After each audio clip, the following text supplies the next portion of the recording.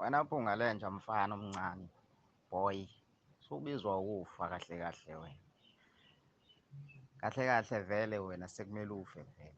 Ubizwa nje ukufa into engiyibuka kuwe. Ukhuluma kakhulu. Ubona abantu abakhuluma kakhulu. Webhuti,